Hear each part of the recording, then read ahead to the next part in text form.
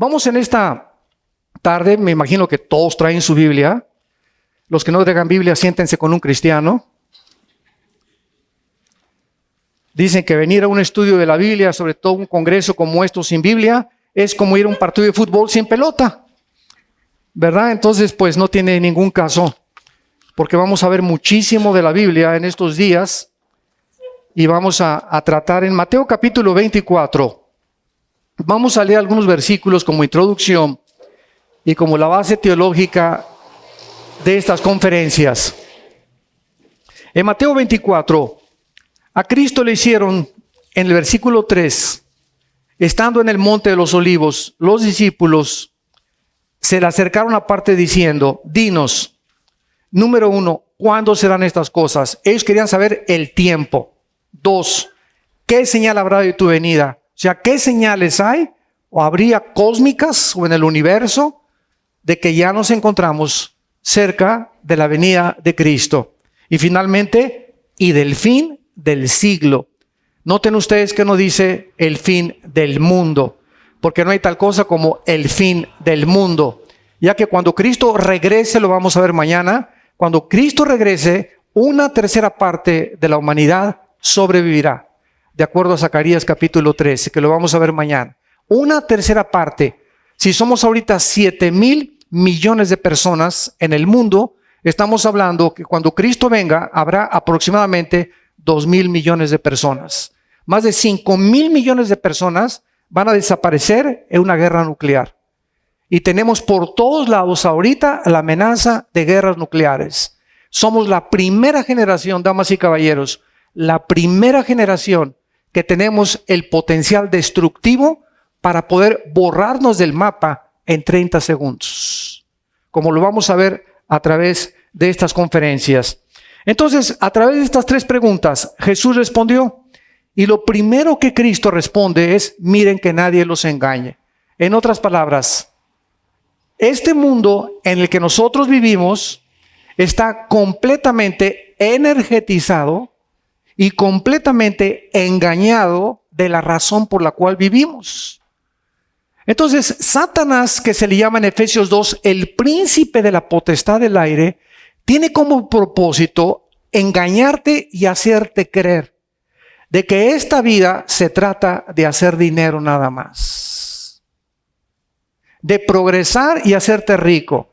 Se les preguntó al 80% de los estudiantes de las universidades norteamericanas qué carrera querían seguir y todos contestaron, la carrera que produzca más dinero. Y se ponen a investigar cuál es la profesión donde más dinero se puede obtener. Ya no es tu llamado, ya no es tus capacidades que Dios te dio, todo es absolutamente el interés económico. Entonces, ese es un engaño. A los hombres, Satanás nos engaña haciéndonos creer que hay una mujer que no es tu esposa con la que puedes ser feliz.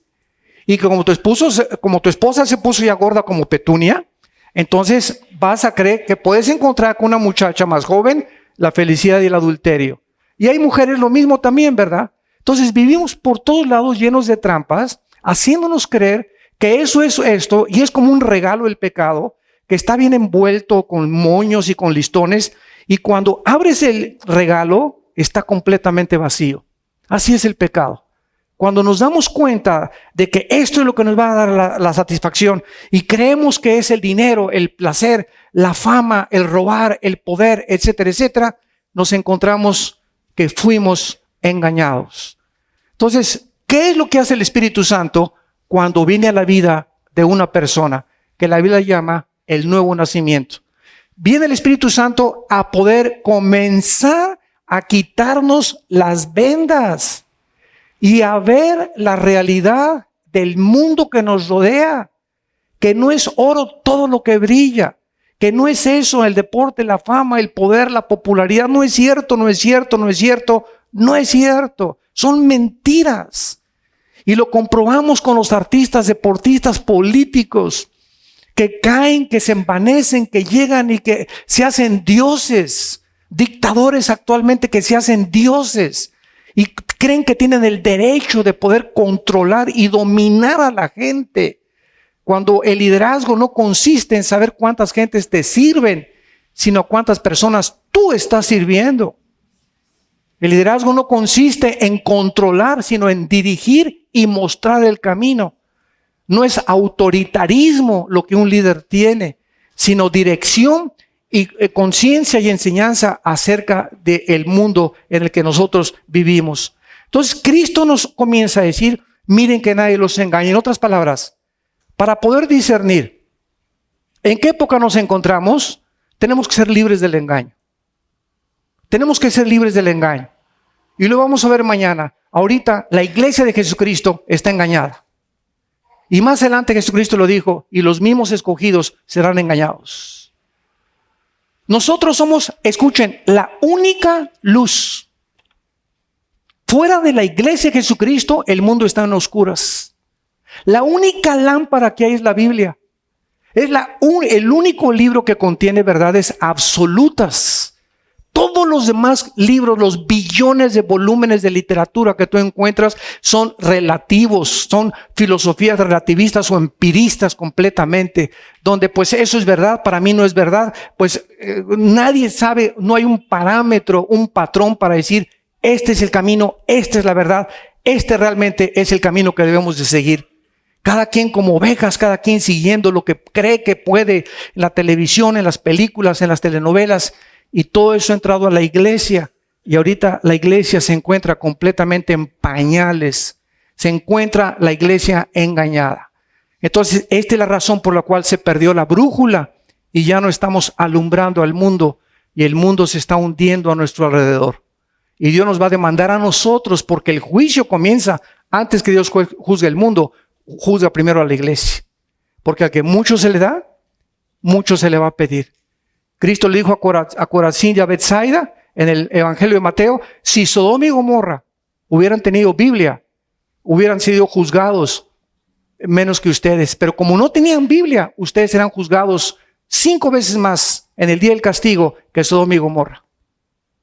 Entonces, tenemos que ser conscientes de que es un regalo y es una bendición, la gracia, saber que conocemos a Cristo, que tenemos en nosotros este manual para enseñarles a nuestros hijos, para los matrimonios que se están divorciando, amigos de nosotros por todos lados, el mundo que está como un barco que está hundiendo y que estamos gritando, sálvese el que pueda. Y ya no hay una pasión por las almas, por salvar, por orar por las personas que no conocen al Hijo de Dios. Miren que nadie los engañe. Pero si tú vives engañado, ¿cómo puedes discernir los tiempos en que estamos viviendo? A continuación, Cristo dice, porque vendrán muchos en mi nombre diciendo yo soy el Cristo, y a muchos se engañarán. Y esta es la historia en el último siglo. Cantidad de gurús, el gurú Maharaji, cuando llegó a Los Ángeles, dijo que él era Dios. El Dalai Lama, en 1991, al Papa Juan Pablo II le dijo que él era Dios. Y así encontramos a David Koresh en Waco, Texas, a Jim Jones en 1978, que se llevó a la Guyana a 1,000 personas diciéndoles que él era Dios. Por todos lados encontramos ya gentes que se están adjudicando el título de Mesías, de iluminados.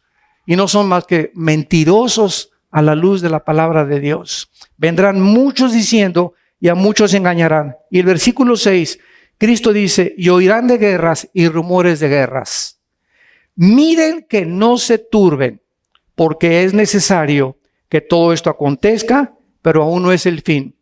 Porque se levantará nación contra nación, y reino contra reino, y habrá pestes y hambres y terremotos en diferentes lugares, y todo esto será principio de dolores. Si alguien me preguntara, ¿en qué tiempo considera usted que el mundo se encuentra?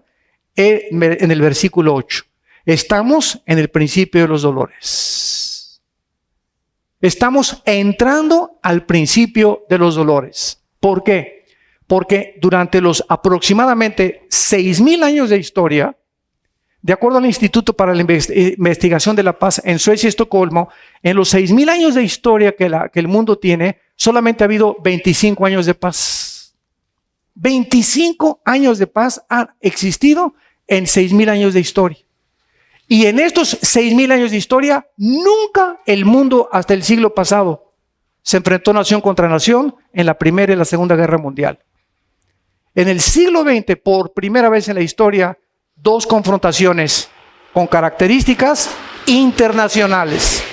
Entonces nos damos cuenta que estas guerras que Cristo estaba mencionando, porque siempre ha habido guerras, pero nunca habían convergido en que se involucraran tantas personas como en el siglo pasado murieron aproximadamente 100 millones de personas a través de las guerras, los golpes de Estado y las revoluciones nazistas, comunistas y fascistas.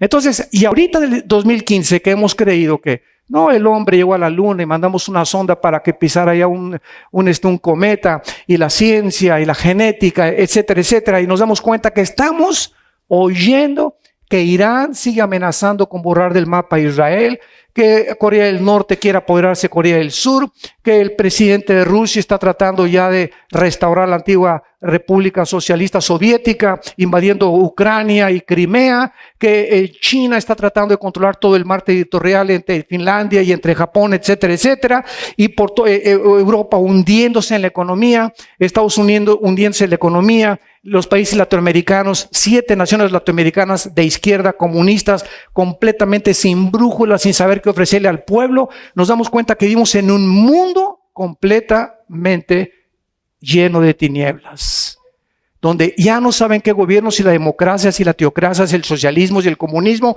qué funciona. Ya no saben los gobernantes qué funciona. Ya no saben los científicos qué es realmente lo que la ciencia nos puede llevar. Ya no saben los psiquiatras quién es normal y quién no es normal. ¡Qué impresionante! Este es el mundo que hemos vivido. Pero la soberbia del ser humano. Creemos que somos dioses y que podemos vivir sin Dios. Y estamos a punto de autodestruirnos. Tal como la Biblia lo profetizó. Y nos acercamos aceleradamente porque en cualquier momento, o China, o Japón, o Corea del Norte, o Rusia, en cualquier momento ahorita, Putin mandó bombarderos a Alaska y al Golfo de México. Y están pasando los bombarderos provocando a Estados Unidos. ¿Con qué propósito lo está haciendo? Dándose cuenta que hay un vacío de liderazgo político, que el presidente Obama no cumplió su palabra en Siria para poder intervenir cuando dijo que si usaban armas químicas él se iba a retirar, y estamos viendo, ¿verdad?, que China se está fortaleciendo, Putin se está fortaleciendo, el presidente de Corea del Norte se está fortaleciendo y todos están tratando de controlar a los demás. ¿Por qué? Porque Europa no hace nada, la OTAN no hace nada, las Naciones Unidas son un cero a la izquierda, y este vacío lo tiene que ocupar forzosamente alguien, porque no pueden dos cosas ocupar el mismo vacío al mismo tiempo. Entonces, este es el problema en el que nos encontramos ahora. El ébola acaba de surgir otra vez en Liberia, en África, que llevan 13,000 muertos, más de 13,000 contaminados, más de 5,000 muertos. Una plaga que creíamos que habíamos eliminado. La viruela negra está volviendo a surgir otra vez. La lepra está volviendo a surgir otra vez. Las pestes que la Biblia menciona nos están agobiando y volviendo locos a los científicos. Ya no hay vacunas, no se puede hacerle una vacuna para el retrovirus del Ziro porque no se puede aislar el virus. El ébola no han podido entender todavía cómo funciona, si se propaga en el aire, si no se propaga en el aire, si es a través de la mucosidad de la nariz o del contacto de la sangre o de los líquidos seminales. Estamos en un mundo donde cada día estamos más confundidos. Y esto es precisamente lo que la Biblia profetizó a dónde llegaría el mundo. Nunca en la historia las profecías bíblicas, damas y caballeros, y los acontecimientos mundiales habían convergido como en los últimos años. Siempre ha habido guerras, siempre ha habido terremotos, siempre ha habido pestes. La única diferencia es que ahorita todas estas cosas están sucediendo al mismo tiempo. Desde 1976, el programa sismológico en Boulder, Colorado, anunció que han habido más de 5,500 terremotos desde 1976, lo que nunca había pasado en los últimos 2 siglos. Y todo se está completamente acelerando, los tsunamis, los terremotos, el deshielo de los glaciares ahorita en toda la región del Polo Norte, la falta de capa de ozono en la Patagonia, en el Polo Sur, donde ya los pastores y las ovejas están quedando ciegas, porque ya los rayos ultravioleta del sol entran directamente al planeta Tierra Y vemos por todo el globo terráqueo el sobrecalentamiento, también el nivel de las aguas de los océanos está subiendo 2 o 3 pulgadas ya. Ya no hay primavera, verano, otoño ni invierno. Llueve cuando no debe llover, neva cuando no debe de nevar, hace calor cuando no debe hacer calor. Vemos que el mundo mismo, el planeta Tierra, tiene pulmonía. Ya el planeta Tierra está, ya nos quiere echar, ya no nos aguanta la naturaleza. La naturaleza se ha vuelto en contra de nosotros, como una maldición. Y cuando hay tsunamis y terremotos, le echamos la culpa a Dios. Y somos nosotros los que hemos hecho de este planeta un basurero. Por la forma en la que hemos contaminado el aire, los mares, la comida. Ya no hay comida absolutamente segura. Ahora es que orgánica, que no orgánica, que si tiene gluten, que si no tiene gluten, etcétera, etcétera. Porque todo el mundo está actualmente de cabeza. Veamos en el libro de Amós en el Antiguo Testamento, capítulo 9. El primer evento que podemos mencionar que marcó el reloj profético de Dios. Hace algún tiempo un ateo me hizo una pregunta. Deme usted una prueba de que Dios existe. Y le dije, claro que se la doy. Claro que se puede demostrar que Dios existe, le contesté. Y le dije, es más, le voy a contestar con una palabra, que Dios existe. Y le dije, Israel. La nación de Israel es la evidencia más grande que tenemos en la Biblia, independientemente de las otras que existen, de la existencia de un Dios sobrenatural, que es el creador y sustentador del universo. Las profecías que Dios le dio a Moisés en el libro de Deuteronomio y en el libro de los Números, acerca de cómo ese pueblo iba a ser cautivo, y cómo ese pueblo iba a ser cautivo no solamente por los egipcios, por los babilonios y por los asirios en el año 680 y 700 antes de Cristo, y de qué forma Dios profetizó hace miles de años. Señores historiadores y sociólogos que nos están escuchando, miles de años Dios profetizó que Israel regresaría y se convertiría en un estado libre, soberano e independiente, que se cumplió el 14 de mayo de 1948. Simplemente esto nos muestra que solo Dios conoce el futuro.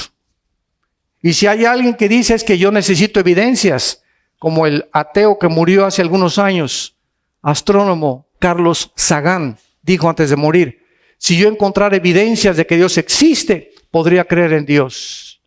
Y sin embargo, ¿verdad? El ciego no es que no vea porque no tiene ojos, sino simplemente porque no quiere ver la luz.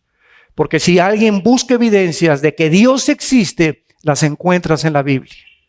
Y la Biblia confirma arqueológica, antropológica, histórica y geográficamente que las cosas, los reyes, los sucesos, todo lo que está aquí está comprobado por la misma ciencia miles de años después.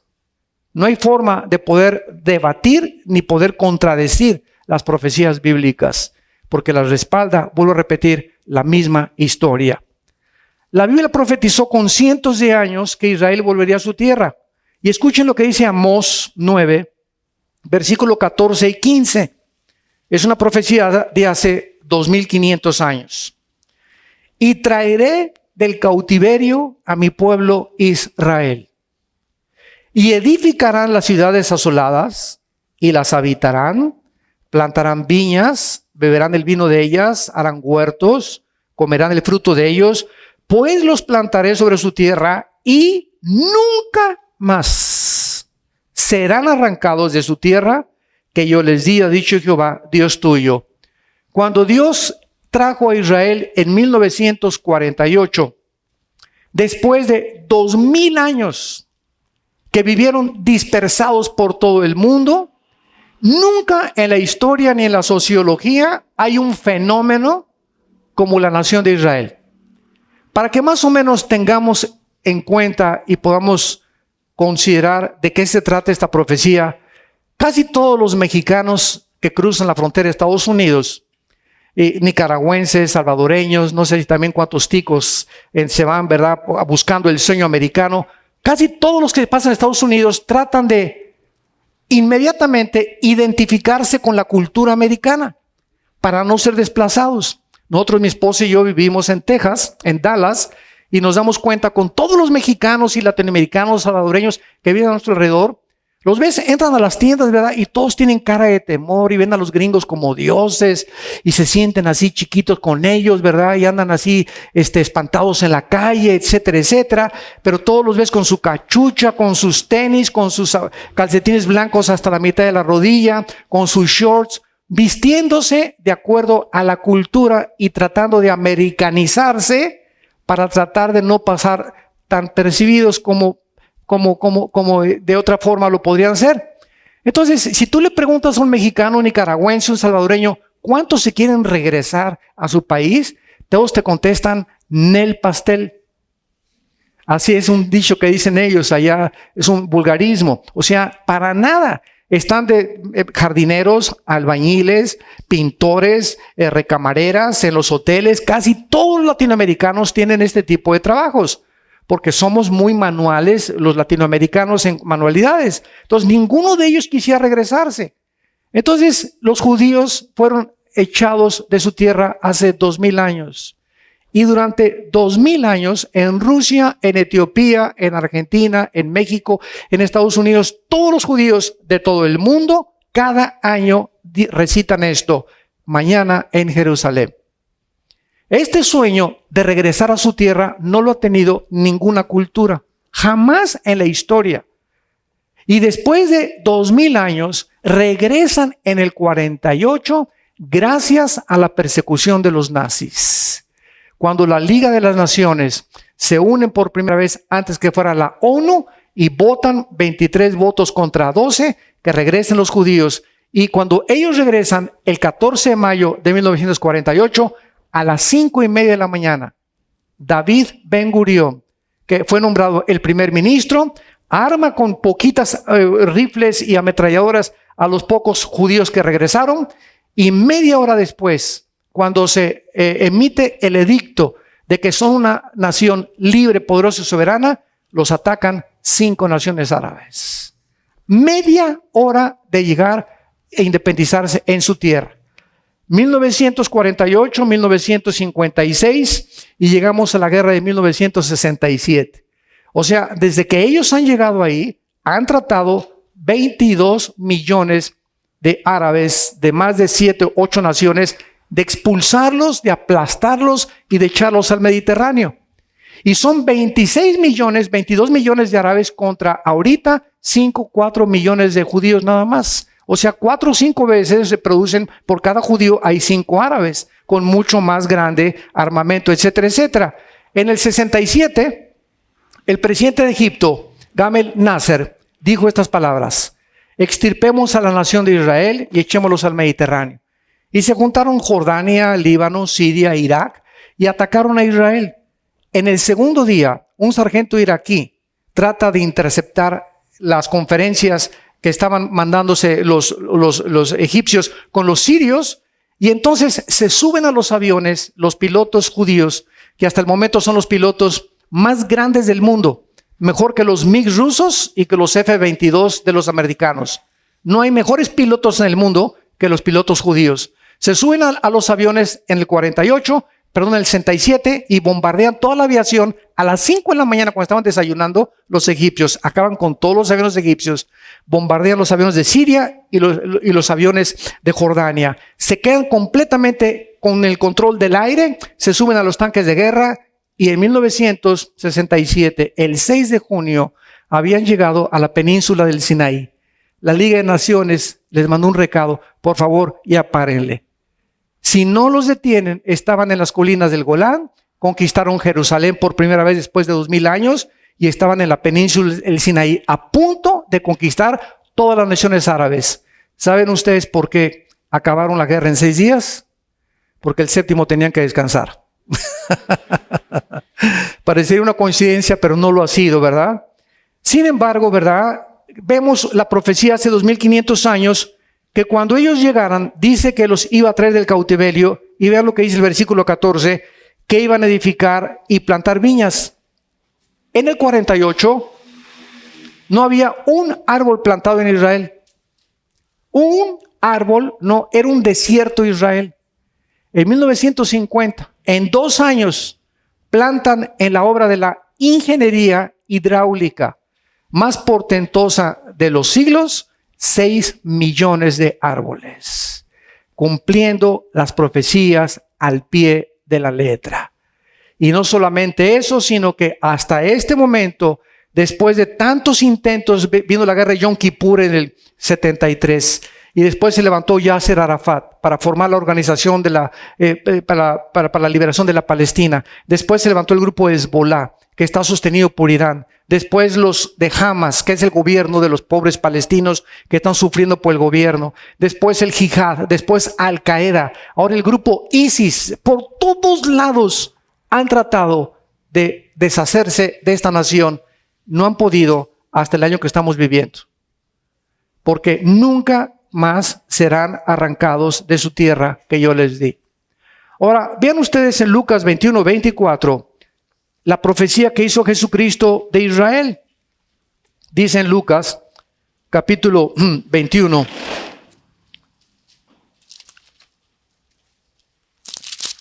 versículo 24, es Jesucristo el que está hablando. Y caerán a filo de espada y serán llevados cautivos a todas las naciones. Se cumplió durante 2000 años. Y Jerusalén, profetizó Cristo hace 2000 años, será hollada, o sea, pisoteada por los gentiles hasta que los tiempos de los gentiles se cumplan. Cristo profetiza cuánto tiempo Israel estaría en manos del control de otros gobiernos, sin templo, sin sacrificios y sin gobierno, hasta el tiempo de los gentiles. ¿Qué es el tiempo de los gentiles? Teológicamente es muy importante conocerlo. Israel, en el año 600 antes de Cristo, cuando los babilonios, el rey Nabucodonosor, vamos a hablar de esto después, invade Israel, desde ese momento, 600 años antes de Cristo, hasta 1948, Israel estuvo en manos de gobiernos extranjeros. Cuando Cristo nació, murió bajo el gobierno del Imperio Romano. A los babilonios siguieron los medos persas, los griegos y los romanos. Entonces, los tiempos de los gentiles es el tiempo que dijo Jesucristo que ellos serían perseguidos. ¿Y cuándo se terminan el tiempo de los gentiles? Cuando Jesucristo regrese. Entonces, hasta que Jesucristo regrese, van a seguir atacando a Israel, pero no van a poder hacerle nada. No van a poder atacar a hacerle nada. Y una de las ironías más grandes que hay es la mezquita de Omar o la cúpula de la roca. No sé cuántos de ustedes han ido a Israel. Nosotros tratamos de ir cada año aproximadamente en el mes de noviembre. En este mes mandé a mi hijo, ¿verdad? Nosotros ya no pudimos ir este año, pero cada año que vamos, ¿verdad? La cúpula de la roca es una cúpula dorada, grandísima, que debajo se encuentra el templo que fue destruido en el año 70 después de Cristo por los romanos. Entonces, en el año 600 viene Omar el califa y funda sobre el templo judío la mezquita de Omar. Entonces, ese lugar es sagrado para los judíos y para los musulmanes. Pero en la guerra del 67, las Naciones Unidas le dijeron a Israel, deja la cúpula en manos de los musulmanes, porque si no estallaría otra guerra, y solamente les dejaron el muro de los lamentos. Entonces, ahorita los judíos no pueden tener sacrificios ni templo en la mezquita de Omar, porque se arma la guerra como ustedes no se imaginan. Son fanáticos el radicalismo islam en cuanto a ese lugar sagrado. Entonces, desde ese momento hasta nuestros días, los judíos están buscando reconstruir el templo y está profetizado que se va a volver a reconstruir otro templo. Nadie sabe cómo va a pasar. Pero desde ese momento vemos nosotros la cuenta regresiva de qué forma tan maravillosa la Biblia profetizó que nadie los podría atacar. Ahora, si alguien los ataca, destruyen la mezquita de Omar, que está en Jerusalén. Entonces, ahora que los bombardearon, los de Hamas en la franja de Gaza, que mandaron más de 300 cohetes a Israel, ninguno cayó en Jerusalén. Ni Irán bombardea Jerusalén, ni el Líbano, ni Jordania, ni Siria, porque se echan un problema con los musulmanes. Entonces, de alguna forma Dios trabajado de esta forma irónica en la que Jerusalén se encuentra absolutamente protegida por Dios providencialmente, porque cuando Cristo regrese va a poner sus pies en el Monte de los Olivos. Como lo vamos a ver en Zacarías 14. Se va a parar en el lugar donde lo crucificaron, se va a hacer un valle, una cruz de norte a sur y de este a oeste, y Cristo entonces va a bajar y va a entrar a Jerusalén por la puerta que está cerrada ahorita, y va a ir a Petra para sacar a los judíos que el anticristo persiguió, y entonces nosotros ya podremos comenzar, los que estén en ese tiempo, ¿verdad?, pasar a lo que se llama el reino milenial. Muy bien, entonces veamos ahora de qué forma estas profecías de Israel comenzaron y han tenido cumplimiento hasta el momento en que nosotros nos encontramos. Número 2, el surgimiento de la ONU. En 1945 se forma la Liga de Naciones. Se juntan las naciones, fueron como 58 naciones para formar lo que es ahorita la ONU. Después de finalizar la Segunda Guerra Mundial, dijeron, no es posible que haya otra guerra. Alberto Einstein profetizó y dijo, si hay otra guerra, será con piedras y con palos. O sea, Alberto Einstein sabía que si había una tercera guerra mundial, sería ya la última del ser humano. Y la Biblia profetiza, lo vamos a ver mañana, la guerra del Armagedón, que será la tercera guerra mundial. Pero antes de que la tercera guerra mundial tenga lugar, vienen 2 guerras más ahorita en el Medio Oriente.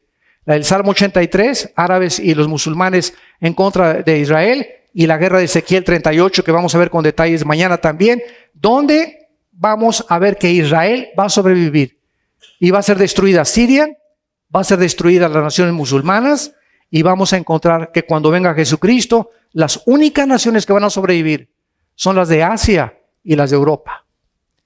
América no se encuentra en la Biblia. Lamento decirles que Costa Rica no aparece para nada. Ni México, ni Estados Unidos. Toda América va a desaparecer.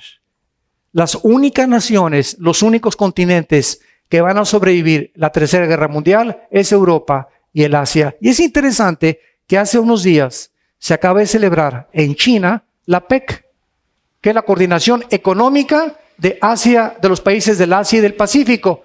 Y ahí estaba el presidente de México, ahí estaba Obama, ahí estaba Putin, ahí estaban todos los principales presidentes tratando de fortalecer el mercado de Asia, porque el dólar se acaba de fortalecer de una forma increíble. Con la deuda de 17 trillones de dólares que tiene Estados Unidos, Europa se hunde económicamente, los árabes querían comprar petróleo con euros, el euro cae ahorita, el dólar se fortalece, el yuan japonés no puede hacer nada porque Estados Unidos es su principal socio comercial, y vemos que el mundo se está moviendo exactamente en la dirección en la que la Biblia profetizó que iba a terminar.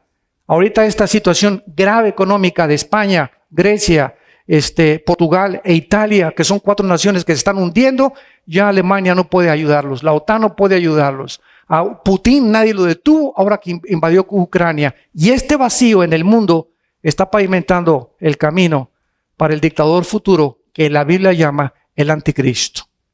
Como lo vamos a ver también con más detalles más adelante. Ahora, las Naciones Unidas, es interesante que se hayan formado, porque la formación de las Naciones Unidas, santos de Dios y damas y caballeros que nos visitan, es el primer paso hacia el gobierno mundial, que se llama actualmente el globalismo, que estuvo en las manos de Juan Pablo II, fue el primero con el papá de Bush, de los Bush, George Bush, fueron los principales estadistas y líderes religiosos que mencionaron el globalismo, la necesidad de que el mundo se una. El internet, las redes sociales y toda la maraña que está alrededor del mundo de las comunicaciones ha hecho que si una nación lastima a la otra, es como un efecto dominó, lastima a 15 más. Ya no se puede vivir independiente una nación de otra nación. Y este globalismo ha sido el sueño de Satanás desde Génesis 11 en la Torre de Babel. El primer dictador, de acuerdo a la Biblia, del mundo fue Nimrod, que lo encontramos en Génesis, donde él quiso conquistar Babilonia y Asiria que es donde se encuentra actualmente el conflicto internacional. Vamos a ver mañana de qué forma Siria e Irak es el lugar geográfico donde comenzó la civilización. En Irak estaba el jardín del Edén. Ahí fue el huerto del Edén, en Irak, lo que es ahorita Irak. Ahí se cometió el primer pecado. Ahí Abraham iba a sacrificar a su hijo. Ahí estaba Satanás en el huerto con sus ángeles caídos, esperando atacar a la raza humana para denigrar la imagen y semejanza de Dios dentro de nuestra vida.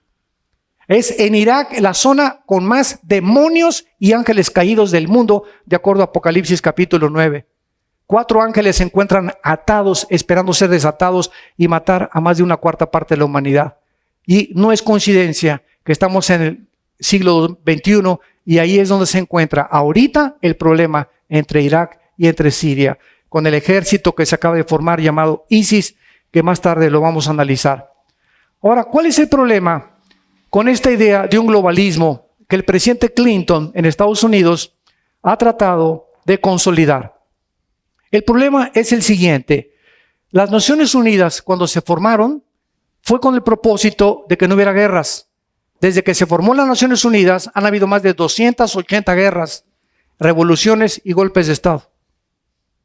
O sea, ¿qué ha hecho las Naciones Unidas ahorita para poder impedir que Putin no entre a Crimea, que China no se apodere del mar territorial, que Corea del Norte no? ¿Qué hacen las Naciones Unidas? Nada. ¿Por qué?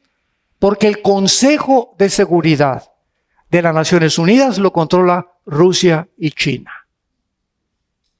Y como Estados Unidos ya no tiene influencia militar, política, ni una supremacía económica en el mundo como la tuvo en el siglo XX después de la Segunda Guerra Mundial, entonces ahorita nos damos cuenta que exactamente lo que la Biblia profetizó se va a cumplir. Dice el Salmo 2, ¿por qué se amotinan las gentes y los pueblos piensan cosas vanas? Rompamos de nosotros sus ligaduras, dicen las gobernantes de las naciones. Dios, no queremos nada contigo, no queremos tus mandamientos, no queremos tus leyes.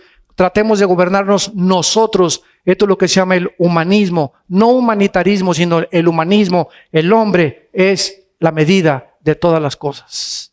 Nosotros podemos formar nuestra familia, podemos formar matrimonios, podemos formar naciones, podemos llegar a formar un nuevo sistema de gobierno donde haya erradicación de la pobreza, paz y justicia social. Tenemos 6,000 años, damas y caballeros, con estos sueños utópicos, yo le llamo marihuanos. 6,000 años, donde ningún gobierno ha podido demostrar, ni la democracia, que es el mejorcito de los gobiernos, no se ha podido demostrar que funciona. ¿Por qué? Porque dice Santiago capítulo 4 en la Biblia, ¿de dónde vienen las guerras? ¿De dónde vienen los divorcios, los pleitos entre ustedes, las envidias? ¿No es de nuestras pasiones, de el hambre que tenemos de controlar a los demás, de ambicionar y el colonialismo y la conquista y el imperialismo? ¿De dónde viene todo eso? Del corazón humano. Y esta medicina solo Dios la puede cambiar. Pero lo hemos sacado a Dios fuera de la ecuación. Y estamos donde nos encontramos precisamente por eso. La misma iglesia se encuentra donde se encuentra precisamente porque estamos abandonando este libro. Dice un chiste que un señor metió en un cuarto a un perro y a un gato para ver cuánto tiempo duraban en el mismo cuarto. Duraron 4 o 5 días y no hubo ningún problema. Después metió a un pollo, a un puerco, a un gallo y a una oveja y duraron 10 o 15 días y no hubo ningún problema.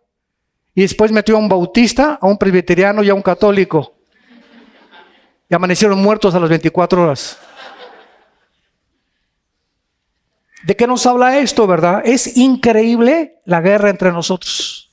Es increíble. O sea, los cañones nos los volteamos unos a otros.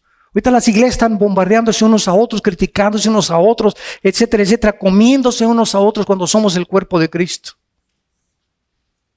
Cuando mis hermanos bautistas, presbiterianos, nazarenos, carismáticos, pentecostales, somos el cuerpo de Cristo. Y si tú crees las doctrinas esenciales de la Biblia, no importa el título que tenga la botella o tu denominación, eres mi hermano.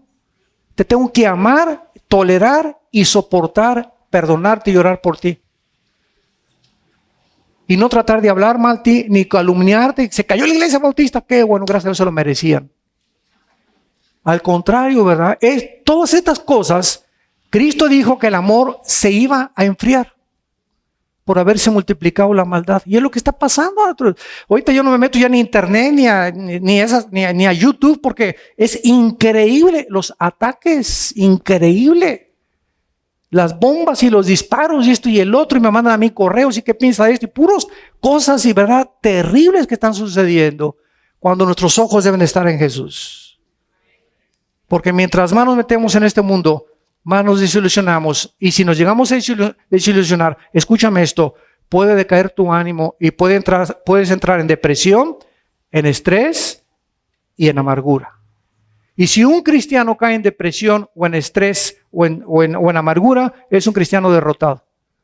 Porque pierdes la dirección del Espíritu Santo, pierdes la brújula y te quedas como estabas antes de ser cristiano, de donde Dios nos sacó. No podemos darnos el lujo de desanimarnos.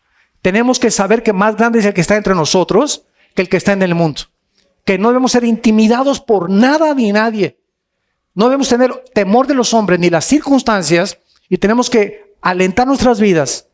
Y si no hay nadie que aliente tus vidas, échate porras tú mismo. Alabado, yo, ra. Yo a veces, ¿verdad?, que pasan un mes o 2 meses y todos con ese sentimiento de autolástima. Le digo a mi esposa, nadie me ha saludado ni me ha mandado cartas. Vino mi cumpleaños o el día del maestro y pues casi nadie me felicitó. Y pues yo soy su pastor y en Navidad casi nadie se acuerda de mí, etcétera, etcétera. Y comenzamos como los perros a lamernos las heridas y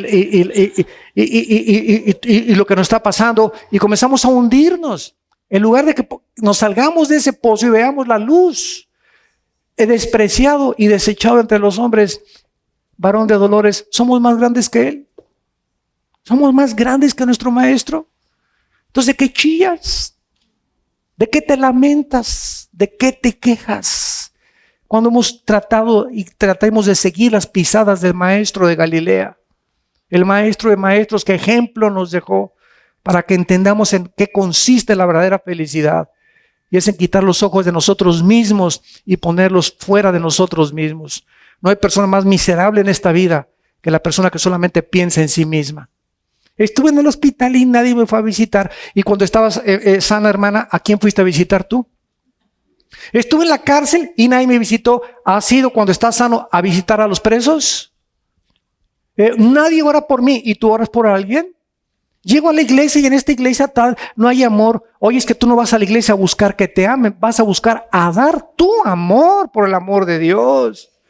Vas a buscar a quien abrazar. Pero esa es la concepción que se tiene equivocada.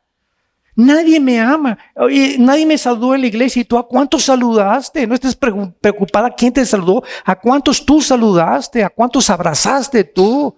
¿A por cuántos has orado desde que te convertiste? ¿A cuántos orfanatorios has ido a ver? ¿A cuántos asilos de ancianos has ido a ver? ¿Qué carga tienes por la gente? Quita tus ojos ya de tu vida. Esa es la razón de la desgracia del ser humano. Cuando tratamos de buscar que la gente nos busque, cuando Cristo nos dejó completamente el ejemplo contrario. Y finalmente, vemos nosotros también en Apocalipsis capítulo 13. ¿De qué forma? No solamente este globalismo tendrá su cumplimiento con el anticristo, sino que este globalismo es la razón por la cual Satanás está planeando el ataque final o el golpe maestro en contra del mundo en el que estamos viviendo. Dice en Apocalipsis capítulo 13, versículo 2 en adelante: y la bestia que vi era semejante a un leopardo, sus pies como de oso, su boca como de león, y el dragón le dio su poder y su trono y grande autoridad. Si nosotros queremos interpretar los símbolos de la Biblia, y él dice, pues yo creo que el leopardo es uno que se me apareció hace 3 días en mi casa. O queremos tratar de, no, pues yo creo que aquí está hablando de lenguas. O está hablando del oso. El oso es rusa, ¿verdad? Es ruso, ¿verdad? Y el león, ¿verdad? Ha sido el símbolo de Inglaterra. y tratamos de buscar estas interpretaciones, perdemos completamente el concepto de que la Biblia no es de interpretación privada. La Biblia se interpreta a sí misma. Y si yo quiero saber qué cosa es el leopardo, el oso y el león que se menciona en Apocalipsis 13:2, tengo que conocer el libro de Daniel y Ezequiel. Porque ahí se nos dice quiénes son estos bestias que representan imperios mundiales, que está hablando del anticristo. ¿Qué es una secta? Una secta es un grupo de personas que han sacado un versículo fuera del contexto, han tejido una doctrina alrededor sin tomar en cuenta las demás partes de la Biblia. Por ejemplo, los mormones, te encuentras un mormón en la calle y él te dice somos dioses. Y te enseña el versículo donde Cristo dijo a los fariseos que no oísteis que sois dioses, sin darse cuenta que está citando uno de los salmos y que la palabra Dios en el hebreo es Elohim, que se les dio también a los profetas y a los gobernantes. Entonces cuando hacemos eso, y tú te quedas así, ¿verdad? Pues sí somos dioses. Y hay hasta cristianos ahorita que están diciendo que somos Jehová Junior, que ya es la máxima herejía que se puede oír ya. Ya son barbaridades esas cosas ya que están entrando a la iglesia. Vas con un testigo de Jehová y te dice que el infierno no existe. Y te muestra en el Antiguo Testamento que serán aniquilados. Y que están sin ver la raíz hebrea, la etimología que nos muestra en qué consiste el aniquilamiento del alma, que no es la destrucción final. Entonces así encontramos que son las sectas porque forman grupos aislados de la Biblia. Vas con Roma, ¿verdad? Y te dicen que los santos interceden por nosotros, que María es corredentora de Cristo. Y venimos a la Biblia y encontramos que no hay otro nombre dado bajo el cielo más que en que podamos ser salvos más que el nombre de Jesucristo. Hechos 4:12. Y está en la Biblia de ellos. Pero ¿de dónde sacaron eso? De un versículo que inflaron, porque una herejía es una verdad llevada al extremo. Entonces, tenemos que entender estos santos de Dios. La Biblia no es de interpretación privada. Segunda de Pedro 1:19 y 20. Los santos hombres de Dios no hablaron por sí mismos, fueron inspirados por el Espíritu Santo. Y si yo quiero entender la Biblia, la tengo que estudiar. Y si me quiero meter a Apocalipsis, tengo que entender primero los evangelios. Y tengo que conocer el Antiguo Testamento, porque más de 200 veces se cita en Apocalipsis el Antiguo Testamento. Y si yo me meto a estudiar Apocalipsis sin conocer Daniel ni Ezequiel, versículo por versículo, y el tema que desarrollan de una forma sistemática, me convierto en un hereje. Y trato de formar algo de lo que yo creo que estoy convencido sin considerar la teología sistemática de la palabra de Dios. Y eso es lo que hemos llegado. Por eso la apostolitis que está sufriendo la iglesia ahorita. Yo le decía al hermano que ya no son apóstoles, son superapóstoles ahora. Ya llegaron a querubines. Y yo estoy seguro que si Cristo no viene 1, 2 años o 3 años, vamos a tener un papa también. Bueno, eso lo vamos a hablar mañana con la apostasía de la iglesia. Entonces vemos aquí de qué forma en el versículo 2 de Apocalipsis 13, para terminar, estas 3 bestias que vamos a estudiar también más adelante, representan a Grecia, Irán e Irak, como lo vamos a ver en Daniel. El dragón, la Biblia lo dice en Apocalipsis 12, es Satanás. Y dice el versículo 4, y adoraron al dragón que había dado autoridad a la bestia, y adoraron a la bestia diciendo, ¿quién como la bestia y quién podrá luchar contra ella? La Biblia termina mostrándonos que el anticristo será finalmente adorado con poderes sobrenaturales por el mundo entero. Y el mundo está ya completamente predispuesto a repetir lo que pasó con la Alemania nazi. Hitler engañó a 85 millones de alemanes. Y parece que la historia nos enseña que el hombre no aprende de la historia. 85 alemanes, y no estoy hablando de indígenas, estoy hablando de alemanes científicos, físicos, matemáticos, abogados, licenciados, doctores, profesionistas, personas cultas, que creyeron que Hitler era el Mesías y que iba a durar 1000 años el Tercer Reich o el Tercer Imperio. Y cuando se cayó completamente toda la fachada que los nazis construyeron, se dieron cuenta que no había nada detrás más que 6 millones de inocentes asesinados en los campos de concentración. El mundo está dispuesto y ha estado en las épocas pasadas para adorar a un hombre como Dios. Los césares romanos, Calígula, Nerón, mandaron decir a la gente que eran dioses. Y la gente los adoró como dioses y creyeron que eran dioses. La historia nos muestra que el hombre no aprende de la historia y vamos a culminar la historia del ser humano con este hombre llamado el anticristo, que vamos a extendernos mucho más mañana en la tarde, y nos damos cuenta que estamos viviendo en la pavimentación del camino para que las profecías de los últimos tiempos tengan su culminación delante de nuestros ojos. Para que tú en esta noche, antes de acostarte, te arrodilles junto a tu cama y le pidas perdón a Dios de todos tus pecados. Te arrepientas con todo tu corazón de la vida tan vacía que has vivido, de la superficialidad de tu vida, de tu trabajo, de la hipocresía que tal vez has manifestado, y entiendas que tal vez no amanezcas. Porque Dios te habla y te dice, prepárate para encontrarte con tu Dios. Y como no sabemos cuánto tiempo tenemos más de vida, más vale que cuando tú oigas la voz de Dios no te endurezcas. Porque no es cuando tú quieres, cuando tú te vas a arrepentir, sino cuando oyes su voz, no te endurezcas, porque es el día de tu salvación. Padre, te damos gracias por tu palabra en esta noche. Te damos gracias porque tenemos la palabra profética más segura, a la cual haríamos bien en estar atentos, como a una antorcha que alumbra. Te damos gracias, Señor, porque no nos has dejado solos. Tenemos este manual que nos muestra quiénes somos, la razón y el propósito por el cual vivimos, hacia dónde se dirige el mundo y nuestras propias vidas, y la forma que debemos de vivir. La forma como debemos de organizar, de ordenar nuestro matrimonio y nuestra familia, poner en orden nuestra casa, amar a nuestra esposa y ser fiel en el matrimonio, darles ejemplo a nuestros hijos, ser limpios y transparentes en nuestros negocios, porque tú eres un Dios que nos observa y que le pagas al hombre conforme a sus obras, sus pensamientos y sus acciones. Te damos gracias, Señor, porque no nos dejas, porque es grande tu misericordia y tu gracia. Gracias por esa muerte de tu Hijo en esa cruz y por habernos mostrado que de tal manera nos amaste, que nos los diste. A Él no lo perdonaste, pero a nosotros nos perdonaste por causa de que nosotros éramos y seremos los herederos, coherederos con tu Hijo Jesucristo del mundo venidero. Nos acostamos en paz en esta noche, sabiendo que mayor es el que está entre nosotros, que es el que está en el mundo, y con las gracias en nuestro corazón por tan grande amor y tan grande gracia, en el nombre de Jesús. Amén.